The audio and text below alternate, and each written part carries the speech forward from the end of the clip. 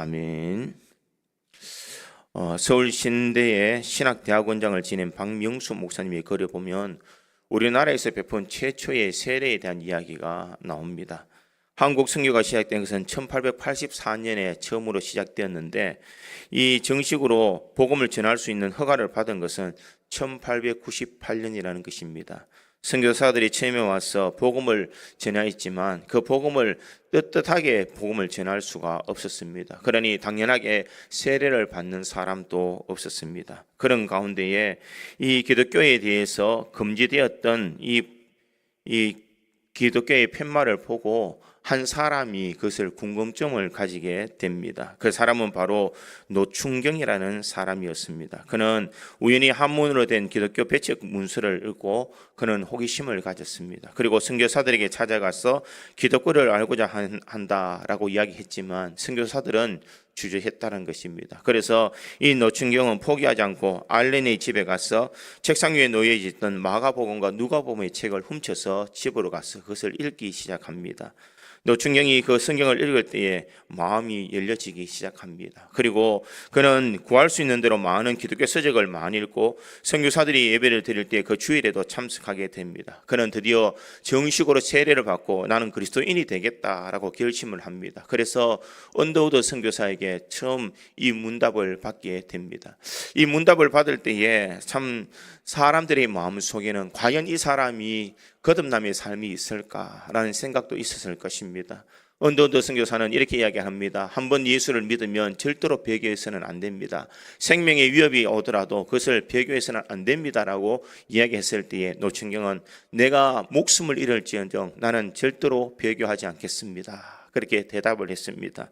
이때에 이 세례에 대한 이 글을 아펜젤러 선교사는 1868년 7월 24일 일기에 이렇게 적고 있습니다. 우리로서는 그 의식에 대하여 진지할 수밖에 없었다. 그 사람은 한국인들의 분노를 사게 될 매우 큰 위험에 처하게 될 것이기 때문이다. 그러나 우리는 그를 새로운 삶으로 이끄시는 분께서 그를 지키시리라고 확신한다. 이렇게 적혀져 있습니다. 그래서 그는 이런 논의와 기도의 과정을 거쳐서 1886년 7월 18일 주일에 헤론 선교사의 집에서 노충경이라는 사람이 처음으로 세례를 받았다. 이렇게 기록되어 있습니다. 세례를 받는 것이 왜 그렇게 중요할까? 세례를 받는다라는 것은 나는 이제 새 생명을 얻는다라는 의미입니다. 나 이전 삶은 죽었고 나는 새 사람의 삶을 살아간다라는 것을 말하고 있습니다. 오늘 우리가 읽었던 로마서 6장에도 보면 예수 그리스도가 십자가에서 우리를 죽으시고 다시 사신 이유를 설명하고 있습니다. 그것을 한마디로 말하면 4절 하반절에는 이렇게 말합니다. 우리로 새 생명 가운데 행하게 하려 함이라 이렇게 말하고 있습니다. 다시 말하면 우리가 진정으로 새로운 생명을 가지고 살아가도록 하신다라는 것을 말하고 있습니다. 우리는 정말 새로운 생명을 가지고 기쁨과 감사한 마음으로 주의 은혜 속에 우리가 살아가고 있는가? 우리가 이것을 생각해야 될 줄 믿습니다. 계시록에 보면 4대 교회에 대한 그런 징계의 말을 하고 있습니다. 살아있다 하는 이름을 가졌으나 죽은 자로다. 4대 교회를 향하여서 네가 살아있다라고 말하지만 실상은 죽은 사람이다 이렇게 이야기를 합니다. 우리가 신자답게 새로운 생명을 가지고 살아가는 사람인가? 아니면 내가 예수를 믿는 모습을 갖추고 있지만은 실상은 죽은 사람으로 새로운 생명을 가지지 못한 삶을 살아가고 있는가라는 것을 생각해야 된다는 것입니다. 우리가 잘 알듯이 이 세례에 대한 두 가지가 있습니다. 성령께서 내 속에 역사해 주셔서 내가 예수로서 믿고 영접하는 성령 세례가 있는가 하면 이 물 세례를 통하여서 내가 예수 믿었다는 것을 많은 사람들, 정인들 앞에서 모든 것을 나타내는 그런 세례 의식이 있습니다. 그런데 이것을 통하여서 우리가 무엇을 알고자 하느냐? 내가 내 속에서 역사하시는 성령 세례를 통하여서 내가 거듭나고 많은 사람들 앞에서 내가 이제는 거듭난 삶, 내가 새 생명을 얻은 사람으로 내가 살겠습니다라는 이 표징의 모습으로 우리는 물 세례를 받게 된다는 것입니다. 그런데 이 어린이 세례는 어린이 세례, 유아 세례는 왜 그럴까? 분별할 수 없는 아이들에게 왜 이것을 할까? 그것은 바로 부모의 신앙 고백에 의해서 전해주게 된다는 것입니다. 부모가 이 아이를 내가 믿음으로 잘 자라도록 만들겠습니다. 내가 이 아이들에게 기도하고 신앙의 바른 교훈을 통하여서 이 아이가 자라나서 그가 입교의 문답을 할 때에 바른 신앙, 바른 믿음의 삶을 살아가도록 내가 그때까지 약속하고 양육하겠습니다 라는 의미로 유아 세례를 주게 된다는 것입니다. 우리가 의로운 인생이라서 하나님 앞에 우리가 의롭게 살아가는 것이 아니라 죄 많은 인생이지만 예수님께서 우리의 모든 죄를 대신해 주셔서 십자가에 달려 돌아가시고 우리의 모든 죄를 다 사해 주셨다는 것입니다. 그러기에 그 은혜 받은 사람들이 이제 주님 앞에 대해서 내가 주님의 그 크신 은혜를 체험하고 내가 이제 주를 위해서 내가 살겠습니다라는 신앙의 고백으로 세례를 통하여서 주님과 함께 연합되는 것을 말하고 있습니다. 나는 예수님이 죽을 때 나는 죽고 예수님이 살았을 때 나는 살고 이제는 내가 살아가는 것이 아니라 내 속에서 역사하시는 예수 그리스도와 함께 사는 것, 이것이 내가 진정한 세례자의 모습입니다 라는 것을 말하고 있습니다. 그래서 저는 오늘 본문의 말씀을 통하여서 세례의 진정한 의미가 무엇일까, 이것을 한번 생각해 보므로 우리 모든 성도들이 오늘 이 세례 속에서 진정한 세례의 의미를 잘 깨달아서 이 세례에 거룩하게 참여할 수 있는 우리 모든 성도들이 되기를 간절히 소망합니다. 첫째로 이 세례의 진정한 의미는 나는 죄에 대해서 죽었다라는 의미입니다. 오늘 본문 2절에 보니 이렇게 기록합니다. 그럴 수 없느니라. 죄에 대하여 죽은 우리가 어찌 그 가운데 더 살리오, 이렇게 말하고 있습니다. 바울이 예수 그리스도의 은혜를 받은 우리가 더 이상 죄를 짓지 말아야 되는 이유를 이야기하고 있습니다. 그것은 우리가 죽었다, 우리가 죄에 대해서 죽었다라고 이렇게 이야기합니다. 이것은 이 부정과거 동사라고 이야기를 합니다. 이것은 사건이 과거에 일어났지만 그 사건이 이제는 다시 번복될 수 없다, 이런 의미가 있다는 것입니다. 내가 예수에 대해서 죄에 대해서 죽었지만 이 죄에서 죽은 것은 내가 다시 또 죄에서 죽는 것이 아니라 이것은 번복될 수 없는 진리의 말씀임을 우리에게 말하고 있다는 것입니다. 죄에 대해서, 과거에는 내가 죄에 대해서 이 죄를 죄라고 인식이 못했지만 이제는 예수 그리스도를 만나고 죄 사함의 은혜를 받아서 내가 깨끗함을 받은 존재, 내가 죄를 깨닫고 죄에 대해서 그 문제를 해결한 그런 존재, 그러기에 나는 이제는 죄에 대해서 죄값을 치른 죄에 대해서 죽은 인생이다라는 것을 말하고 있습니다. 그러니까 오늘 본문 4절에도 보니 그러므로 우리가 그의 죽으심과 합하여 세례를 받음으로 그와 함께 장사되었나니, 세례를 받고 장사되었다, 벌써 죽어서 장사 무덤 속에 매장되었다라고 이렇게 이야기합니다. 8절에도 보니 이렇게 말합니다. 만일 우리가 그리스도와 함께 죽으면 또한 그와 함께 살 줄을 믿노니, 이렇게 이야기합니다. 그리스도와 함께 죽었으면, 이렇게 이야기합니다. 그뿐만 아니라 11절에도 보니 이와 같이 너희도 너희 자신을 죄에 대하여 죽은 자요, 이렇게 이야기합니다. 과거에 이미 죄에 대해서 죽었다, 이렇게 말하고 있습니다. 그러기에 우리는 이 죄에 대해서 죽은 인생이다라는 것입니다. 내가 이제 예수를 인하여서 십자가의 은혜를 통하여서 내가 구원함을 얻고 나는 죽었다, 나는 죄에 대해서, 세상에 대해서 죽은 인생이다라는 것을 우리가 인정하라라는 것을 말하고 있습니다. 초대교회의 한 수도원에서 한 젊은이가 사람들에게 이렇게 말하고 다녔습니다. 나는 죽었습니다. 나는 세상과 죄에 대해서 죽었습니다 라고 이렇게 외치면서 살았는데, 그때에 오랫동안 기도하고 살아온 한 노인이 그를 불러서 이렇게 이야기를 하더라는 것입니다. 형제여, 그대의 육신이 떠나가기까지는 너무 자신만만하게 생각하지 마시오. 형제는 형제가 죽었다고 말하고 다니지만 아직 사탄은 죽지 않았소, 이렇게 이야기를 하더라는 것입니다. 무엇을 말하고 있습니까? 우리는 죄에 대해서 죽었다라고 이야기하지만 사탄은 여전히 우리가 죄에 대해서 살아있는 사람으로 취급하고 그렇게 살아가도록 우리에게 역사한다는 것을 잊지 말아라는 것입니다. 사도 바울이 우리가 죄에 대해서 죽었다, 이제는 내가 죄를 짓지 않고 이제는 더 이상 죄를 짓지 않는 존재로 내가 살아간다라고 말하지만, 우리는 살다 보면 죄를 짓지 않고 살아가는 사람이 누가 있겠습니까? 모든 사람들은 다 죄를 짓고 살아갈 수밖에 없다는 것입니다. 그러기에 우리의 삶에는 죄를 떠나서 죄에서 완전히 벗어난 인생의 삶을 살아갈 수가 없습니다. 여전히 죄 가운데 살아가는 존재이지만은 우리가 누구와 연합되었느냐? 예수 그리스도와 연합되었기 때문에 예수님이 우리의 모든 죄를 대신하여 십자가에 달려 돌아가심으로 우리가 그것을 믿으며 우리가 주님 앞에 나갈 때에 주님께서 우리의 모든 죄를 다 사해 주신다는 것입니다. 오늘 또 내가 죄를 짓고 살지만 그럼에도 불구하고 예수 이름으로 다시 회개하면 다시 우리는 죄사함의 은혜를 누리며 살아갈 수 있는 존재다라는 것을 말하고 있습니다. 세상 사람들과 우리와 차이가 어디 있습니까? 그 차이점은 우리가 똑같은 이 땅의 삶을 살아가면서 죄를 짓지만 우리 믿음의 성도들은 예수 이름으로 회개하며 죄사함의 은혜를 얻을 수 있는 것입니다. 그러나 세상에 있는 사람들은 절대로 죄사함의 은혜를 얻을 수가 없다라는 것입니다.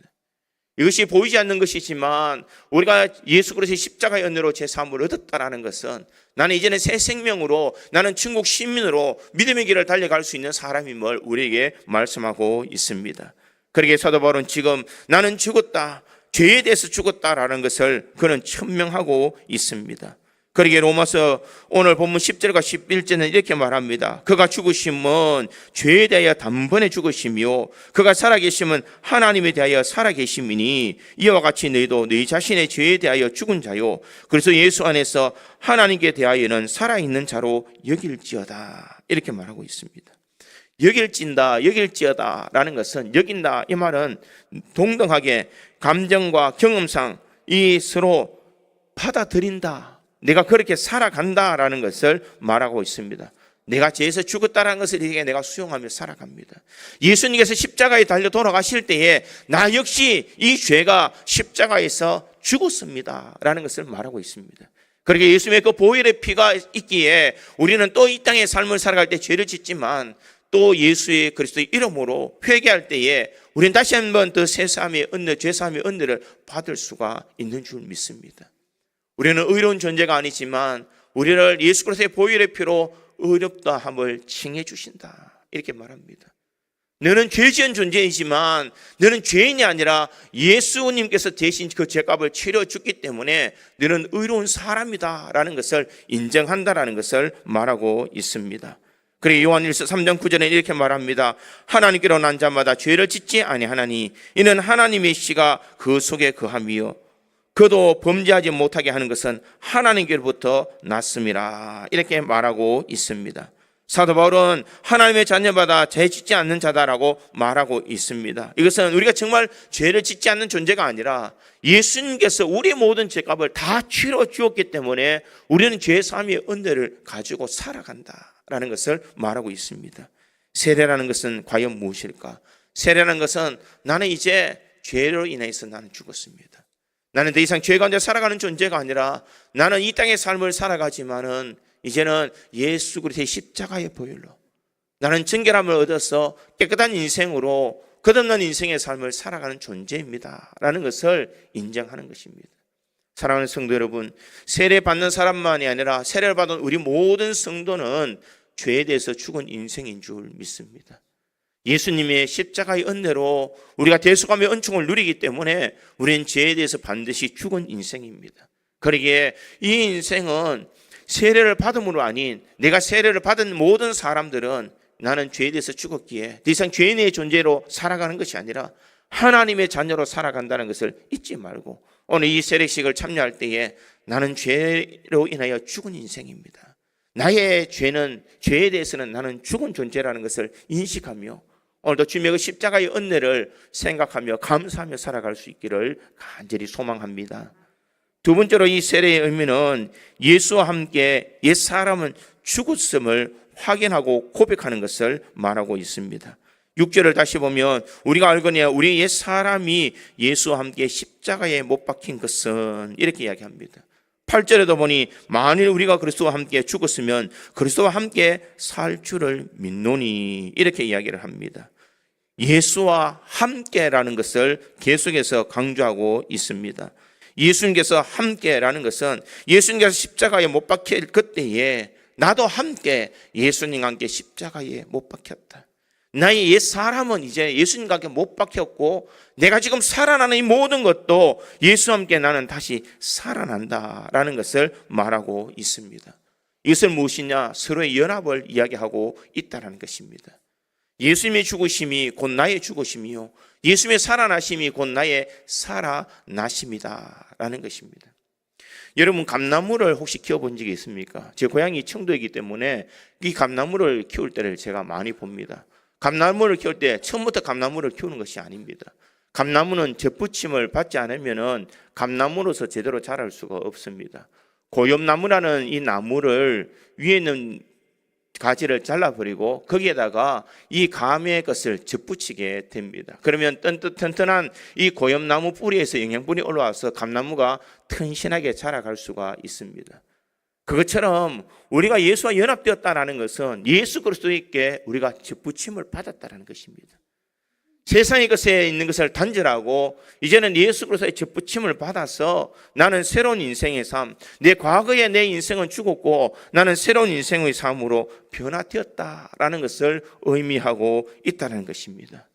내가 예수 안에서 옛 사람은 죽었고 이제는 예수와 연합된 사람으로서 내가 믿음의 길을 달려가는 것, 이것이 바로 진정한 이 세례의 의미다라는 것입니다. 그러기에 세례라는 것은 예수님이 나를 위해 죽었고 예수님이 나와 함께 죽었다라는 것을 말하고 있습니다. 예수님이 죽으심으로 나는 죽었고 예수님이 살아나심으로 우리는 살았다라는 것을 말합니다. 고린도전서 15장 22절은 이렇게 말합니다. 아담 안에서 모든 사람이 죽은 것 같이 그리스도 안에서 모든 사람의 삶을 얻으리라, 이렇게 말하고 있습니다.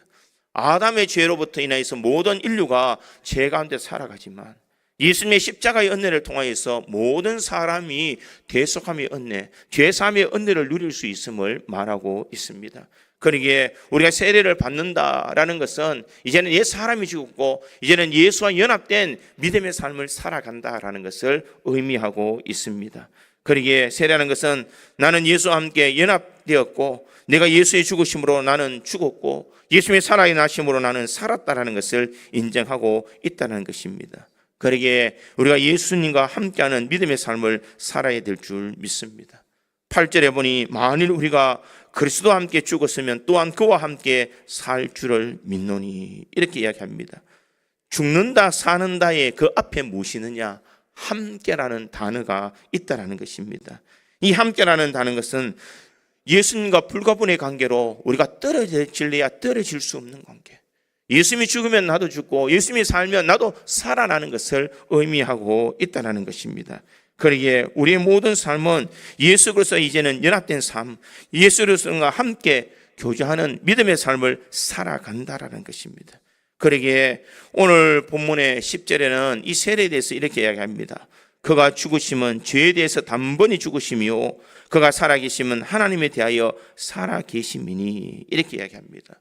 골로새서 2장 12절에도 보니 너희가 세례로 그리스도와 함께 장사되고 또 죽은 자를 가운데서 그를 일으키신 하나님의 역사를 믿음으로 말미암아 그 안에서 함께 일으키심을 받았느니라, 이렇게 말합니다. 함께 부르심을 입었다. 나는 이제는 예수와 뗄래야 뗄 수 없는 존재, 예수와 연합된 존재다라는 것을 말하고 있습니다. 그러기에 오늘 본문 5절에는 어떻게 말하고 있습니까? 만일 우리가 그의 죽으심 같은 모양으로 연합된 자가 되었으면 또한 그의 부활과 같은 모양으로 연합한 자도 되리라, 이렇게 말씀하고 있습니다. 나는 예수님과 연합되어 죽었고 예수님께서 연합되어서 다시 일어났고 예수님이 다시 이 연합됨으로 부활될 때에 나도 똑같이 연합된 모습으로 부활될 것을 이야기하고 있는 것입니다. 사랑하는 성도 여러분, 우리가 이 세례를 통하여서 나는 과거에 죄에 대해서 죽었고 이제는 옛 사람은 죽었지만 이제는 예수 그리스도의 젖붙임을 받아서 새 사람으로서 연합된 삶을 살아가는 존재다라는 것을 잊지 말고 이 세례를 통하여서 우리가 주님과 연합된 존재를 다시 한 번 더 기억할 수 있기를 간절히 소망합니다. 그러기에 예수님과 연합된 존재는 예수와 함께 살아가는 존재요, 예수를 위한 삶이라는 것을 잊지 말아야 됩니다. 세례라는 것은 내가 이제 예수와 함께 살아가겠습니다. 이것이 세례라는 것을 기억하고 오늘도 이 세례를 참여할 때에 예수와 연합된 우리의 자신을 한 번 더 생각할 수 있는 우리 모든 성도들이 되기를 주님의 이름으로 축원드립니다. 기도하겠습니다. 하나님, 은혜를